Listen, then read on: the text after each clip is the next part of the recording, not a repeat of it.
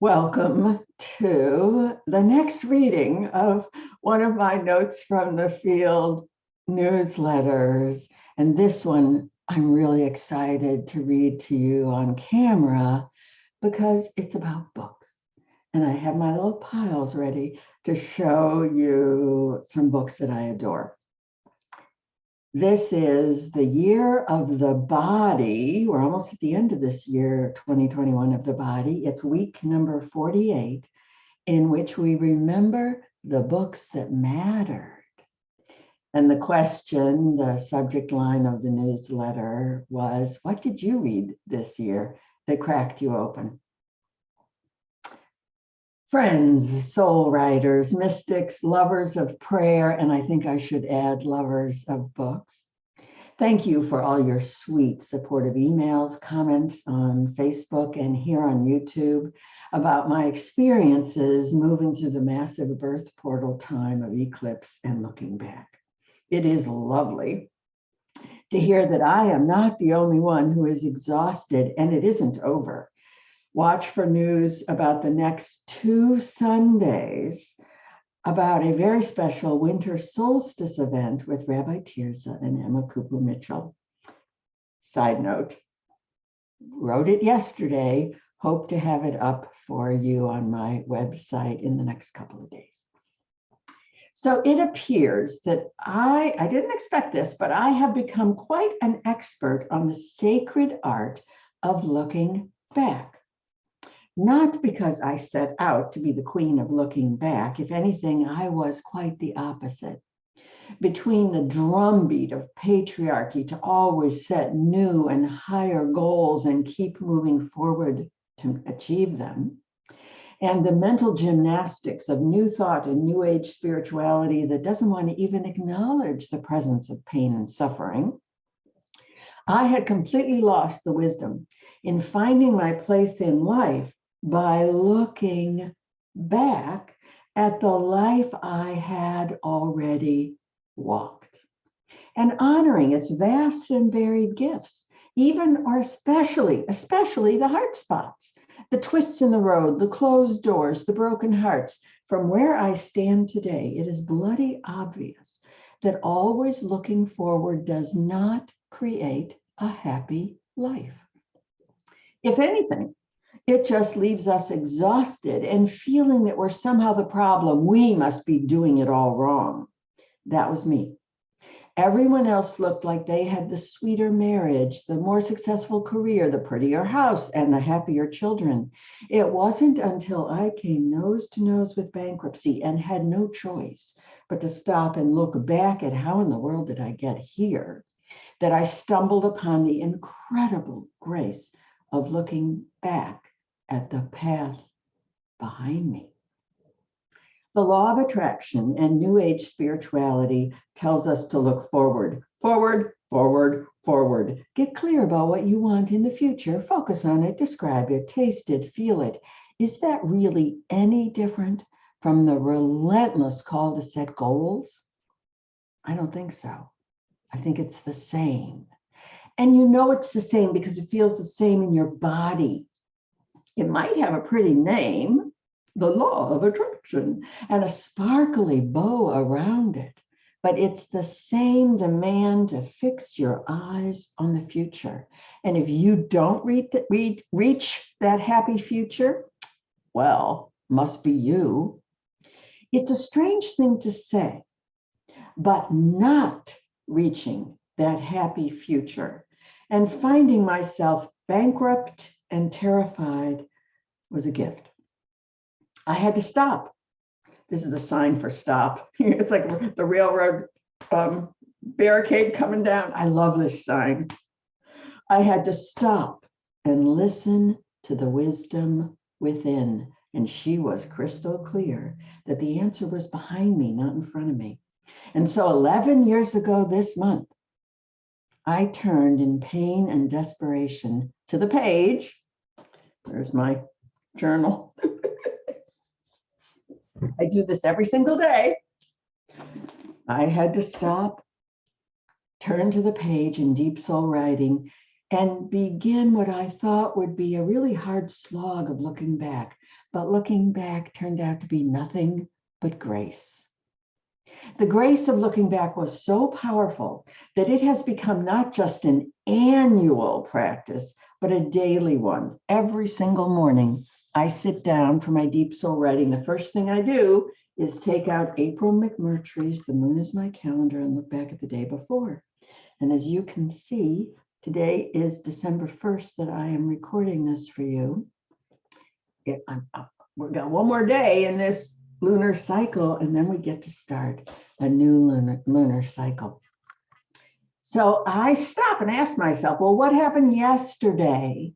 I pause for just a moment to consider what happened, and I jot it down, a little phrase, a little word, a little symbol, something to help me remember the gifts or the sorrows or the surprises of the day before.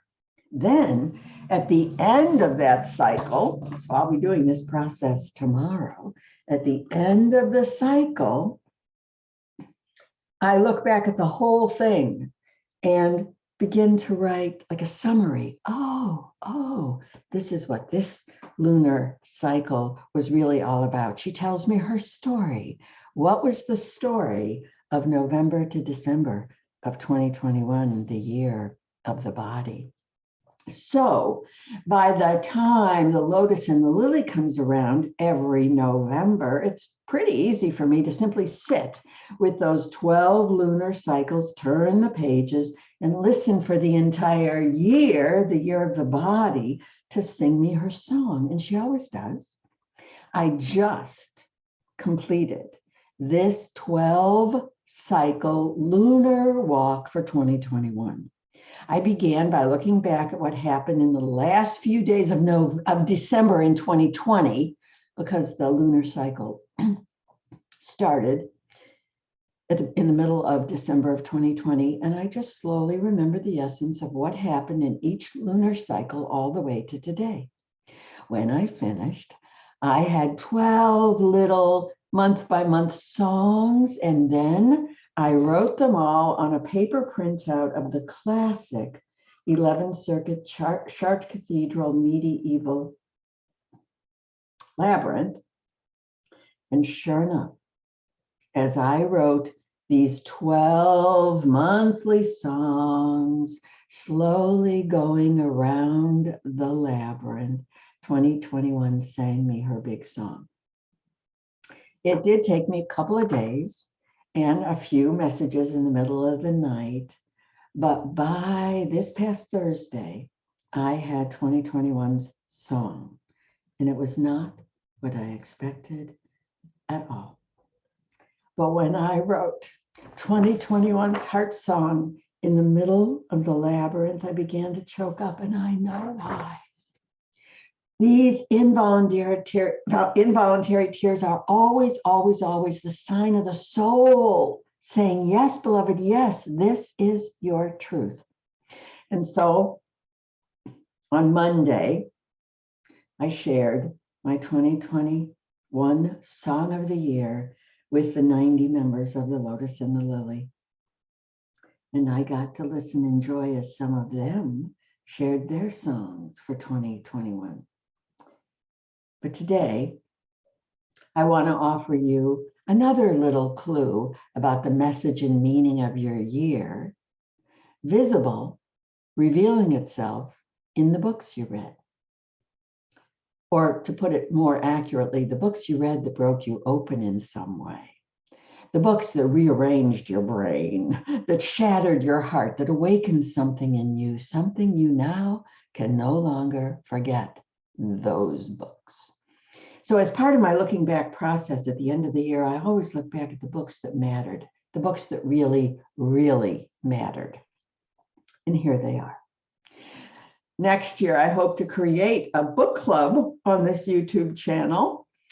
And I think it might kick off with Clark Strand's Waking Up to the Dark, because I know it's being reissued in 2022. And I know so many of you are saying, oh, it costs a fortune because there's so few available now, used on thrift books or wherever you can find them.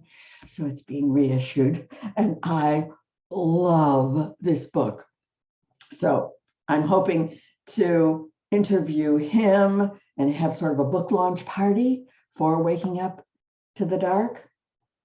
And I don't know if it'll be once a month, have a book club discussion about books that just crack us open. But these are the jewels that fed my soul in 2021. And because we're on camera, I get to show them to you. This book, out of print, hard to get, Joan of Arc by Anne Barstow. This book brought Joan, and you see her everywhere, into my life. I have a lot of books about Joan of Arc, but Anne Barstow's. And then during the pilgrimage, Eddie Hillesum, who was murdered at Auschwitz, she carried the story of the Holocaust. And of course, then I needed to read her interrupted life. This book changed my life. It changed the way I pray. Think about this. This young Jewish woman changed the way I say the rosary. Eddie Hillesum, An Interrupted Life. And the book that really taught me about what the witch burning times were really all about, and how it is like the most insidious expression of patriarchy, Caliban and the Witch by Silvia Federici. This is hard reading. It's very political reading, but you cannot look away from this book as she explains how patriarchy makes suffering visible all the way to burning women's bodies.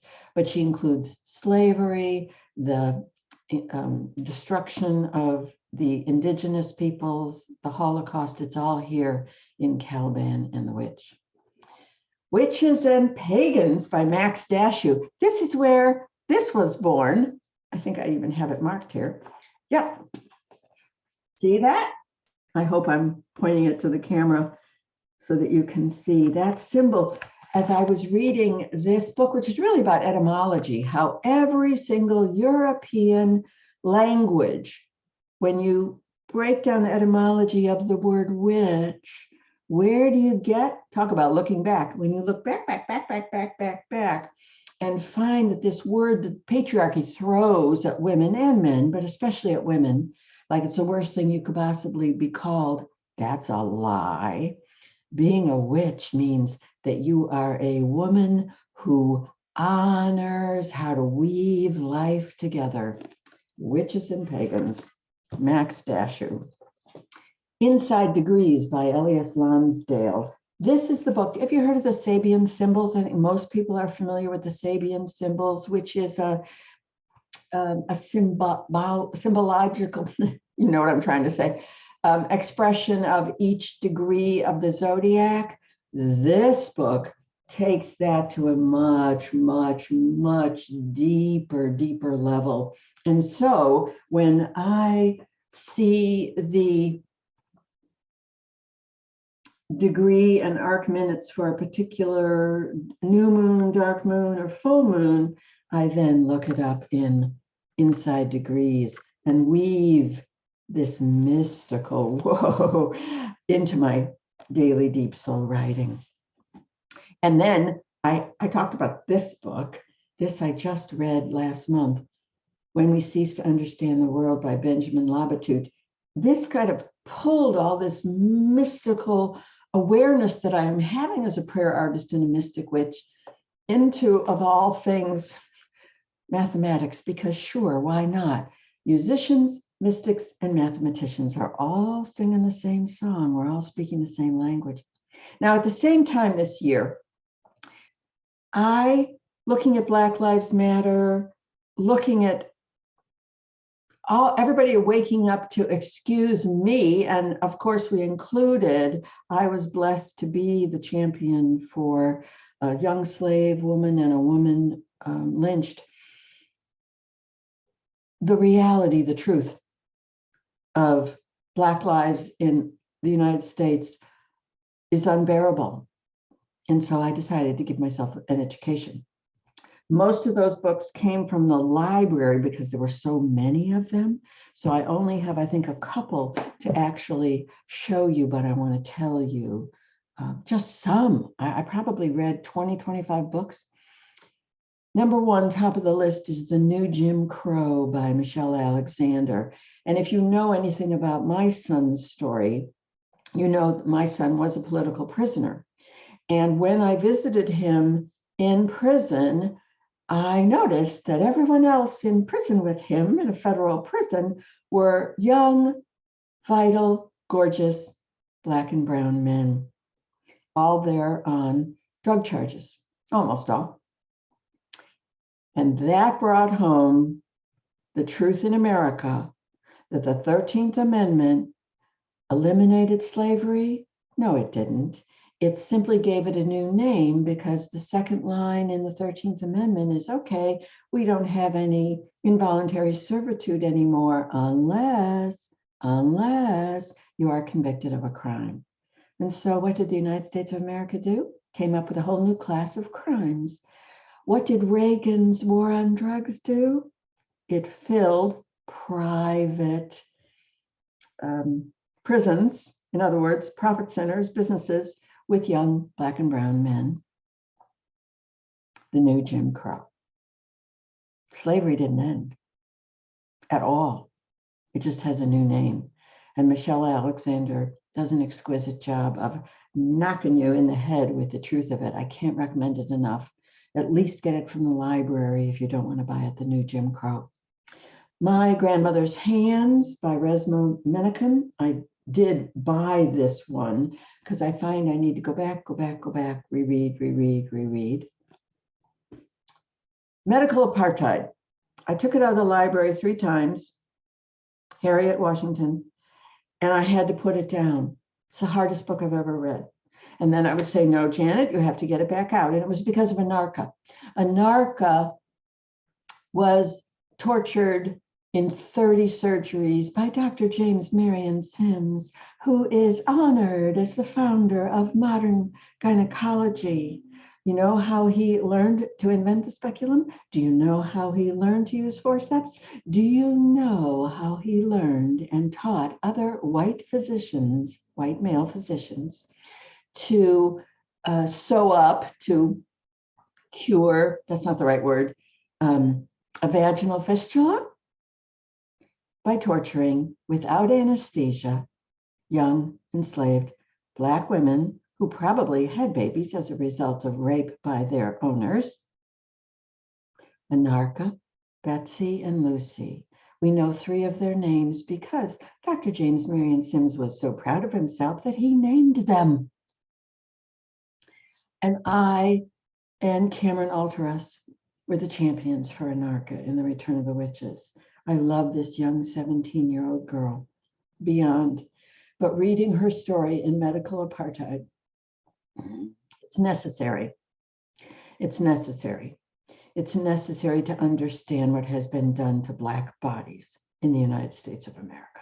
Medical Apartheid by Harriet Washington. Elegy for Mary Turner by Rachel Crane Williams. This is the hardest book of all. It's absolutely gorgeous. She actually is a rather famous graphic artist and a professor at the University of Iowa. This story illustrates in woodcuts the worst lynching in the history of America. First, Mary Turner's husband was lynched, Isaac Hayes. And when she had the courage, the audacity to go to the sheriff and demand justice for the murder of her son, you know what happened. It was Georgia in 1918. She was lynched and she was 8 months pregnant. Elegy for Mary Turner. Rachel Crane Williams, and go to maryturnerproject.org, maryturnerproject.org. And if you think that's past history, do you think that's past history? Because it's 100 years ago? They erected a historical monument for Mary Turner And immediately, the sons of the patriarchs that murdered her began to shoot bullet holes in it, drive trucks into it, until finally it had to be removed and put in a civil rights museum in Atlanta. I was Mary Turner's champion. Isaac Turner, Mary Turner, and unborn baby Turner. I love them. Mediocre. Oh, this is the story of Black America today. Ijeoma Oluo, and I may be not pronouncing her name correctly. Read it. Mediocre. If you're wondering how Trump got elected, read Mediocre. How Brett Kavanaugh got on the Supreme Court, read Mediocre. Mediocre. Ijeoma Oluo. And then let's go back to 2020, because books, right? This book changed my life. The Way of the Rose, The Radical Path of the Divine Feminine, hidden for centuries, for thousands of years in the Rosary, by Perdita Finn and Clark Strand. The Alphabet versus the Goddess. This is the story of patriarchy coming through all of our patriarchal religions. This is essential reading. The Alphabet versus the Goddess. If women rose rooted, Sharon Blackie. If women rose rooted, Jezebel. This is the book that started, although I didn't know at the time I read it, The Witch's Pilgrimage. Because Jezebel, you think, oh, that's like a bad thing, right? Like being called a witch, Jezebel. And you probably know the story that she was murdered at the very beginning, really, of the real birth of the Judaic tradition. You might want to read her story. She is not the harlot that she is made out to be. She was a devoted mother, but she was the last polytheistic queen of Israel. Israel was a polytheistic country. There were people that worshiped the goddess, there were people that worshiped Yahweh, everything was going on. And she tried to create a world in which we could all live in peace, for which she was fed to the dogs. This is essential reading, Jezebel. I love her too. And Witch Craze by Anne Barstow, the same woman who wrote the Joan of Arc book. This is unbearable, but this is important scholarship. It's the only place that really ties together in one book the execution, murder, torture of witches, country by country by country. So let's go back to 2019, as long as we're talking about books, right? Yeah. Wake Up to the Dark. This started the whole thing. Megan Don recommended that I read it. Oh, Megan. Mwah. Waking Up to the Dark. The books I'm showing you are books that I have to reread and reread. I just finished rereading this for the third or fourth time. Waking Up to the Dark, Clark Strand. Hopefully there will be a book launch party for this book right here on this YouTube channel, which I am going to name. It's coming. It's all coming. Mysteries of the Dark Moon. I can thank Emma Kupu Mitchell for this. This is essential. You have to have this on your shelves and return to it over and over again. And the great gift of this is that she strips back, talk about looking back, all those patriarchal stories of the Roman and Greek gods and goddesses, they're all lies. Everything has been created to pull down the goddess. And so you want to know who Medusa really was? You want to know who Nemesis really was? Oh, the stories are just exquisite when we step back, really away and before and behind patriarchy. And the last book is really the first book, When God Was a Woman by Merlin Stone. She's my queen. When God Was a Woman. And I didn't know when I read this in 2019 that here I would be in 2022. I know the work that I'm being asked to do, or at least I'm being nudged. This is this birth canal I'm in right now, and it's all about returning to when God was a woman, because God was a woman and she was Black. So, did you enjoy some of these books that I love? Post below the books that cracked you open, or you can do it on my personal, no, not my personal, well, you can do it on my personal Facebook page too. You just have to ask to be my friend. Let's be friends. But you can anybody can do it on the Janet Connor Prayer Artist, the professional page. And won't it be exciting next year when we can talk about these books together? When I said God is a Woman and She is Black, Dr. Christina Cleveland's book is coming out next February, and it's called God is a Black Woman. Oh, we're going to read that one together for sure. I already pre-ordered it. Thank you so much for joining me, listening to week 48. I love reading these to you, especially when I can have audio visual aids and really bring the entire thing to life. Enjoy reading some fabulous books. Make sure they crack you open. If a book doesn't really speak to your heart, crack you open, rearrange your brain, return it to the library, donate it. Oh, and in the donate department, I did donate last week about $600. All that new thought, new age, I cleaned out my shelves. They were important to me once upon a time, but not anymore. And I only want books that really wake me up and feed me. I want books that make me go, whoa, the books that make me drop it like this. Holy schmazzoli. This absolutely like shattered my brain, cracked me wide open. Let's talk about those books. So tell one another what you're reading, and our libraries will just keep growing and growing. Thank you for joining me for Notes from the Field, week 48.